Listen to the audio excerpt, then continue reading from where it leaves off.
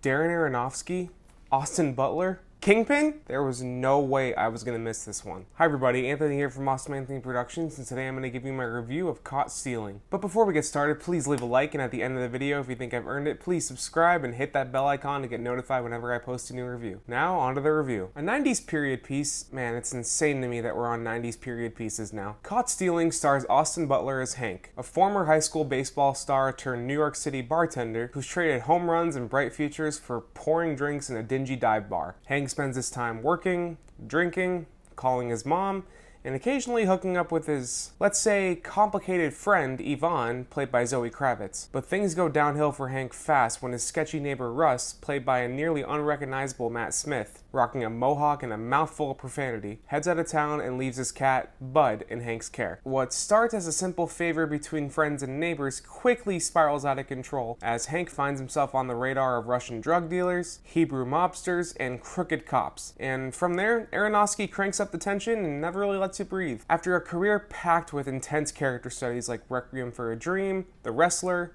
The Whale, plus his artsy, more cerebral projects like Noah and Mother, Aronofsky has built a reputation for himself for deeply unsettling, psychologically heavy films. Caught Stealing is a clear departure from that lane. This is a gritty, fast-paced crime thriller with a strong sense of humor, pulpy violence, and tension, but it never forgets to let its characters breathe. And that's where the movie thrives, because even with its lean pacing and bursts of action, it's still a character-driven piece. Let's just get this out of the way right now. This is Austin Butler's movie. Hank is kind of a deceptively tricky role, but Butler nails every beat of it. In the opening act, he's confident and magnetic, charming Yvonne with ease. Then, as the danger ramps up, we start to see him unravel, feeling terrified, desperate, constantly in over his head. And just when you think you got him figured out, Butler flips the switch. Hank becomes this scrappy, take-charge survivor, willing to fight back against increasingly impossible odds. What really sells this performance, though, are the quiet moments. Aronofsky sprinkles in dream sequences and haunting flashbacks to Hank's past that really let Butler do some of his best, most subtle work. These scenes also bring the film closer to Aronofsky's signature style. You can feel Hank's history weighing on him with every decision he makes in this movie. Butler's fully in his element here, building a character that's just as emotionally layered as he is physically tough. Elvis killed it, man. What else do you want me to say? The rest of the cast also brings their A game, and even the small roles leave an impression. Liev Schreiber and my boy Kingpin himself, Vincent D'Onofrio, are terrifying yet hilarious all at once. Bad Bunny continues improving himself with each new role in his acting streak, bringing unexpected menace and a bit of humor to his scenes. Matt Smith is an absolute riot as Russ, the chaotic neighbor whose ridiculous, unhinged energy sets this whole thing in motion. Even the Russian mobsters stand out. Nikita Kukushkin is a tiny, jittering ball of psychopath, full of violent energy, while Yuri Kolnikovnikov's Alexei is an imposing, looming presence. Then there's Zoe Kravitz as Yvonne, who, even without that much character development, sells the history and affection between her and Hank beautifully. Their chemistry is off the charts, and she brings a lot of warmth and empathy to a movie that could have felt cold without her. Regina Hall also kills it as Detective Roman, a world-weary former NYPD cop whose scenes with Butler swing between darkly funny and really tense. This cast is stacked, and every one of them has at least one standout moment. But great performances mean nothing without a great script and vision behind that, and Aronofsky delivers in spades here. The production design alone is jaw-dropping. With a few carefully chosen sets and expertly designed city streets, this really does feel like New York in the 90s. The costume work, the needle drops, the tech, everything from flip phones to boxy TVs to clunky boomboxes, all work together to immerse you in that era. By the time the plot really kicks into gear, you're already grooved into this grimy, lived-in world. And once the action starts, it doesn't really let up. While I haven't read the book this is based on, I've heard it's one of the most violent novels of the last 20 years. So I brace myself for something extreme. And surprisingly, while Caught Stealing doesn't really shy away from brutal violence, it never really dips into gratuitous gore. Instead, the action, while being brutal, is tense and purposeful. And the movie sprinkles it in like seasoning. A tense torture scene here, a brutal fistfight here, a bloody shootout here. The unpredictability keeps you on edge, making every violent outburst feel impactful rather than numbing. But the thing that really elevates Caught Stealing above just being another stylish crime thriller is its heart. The emotional core of this movie is surprisingly very strong, and it comes from Butler's layered performance, his chemistry with Zoe Kravitz, and yes, Bud the cat, played by cat actor Tonic, who deserves his own Oscar campaign. Watching Hank's gradual attachment to Bud, his complicated relationship with Yvonne, adds a lot of depth that balances out the chaos and violence. It's this balance that really makes this movie feel special. Is it perfect?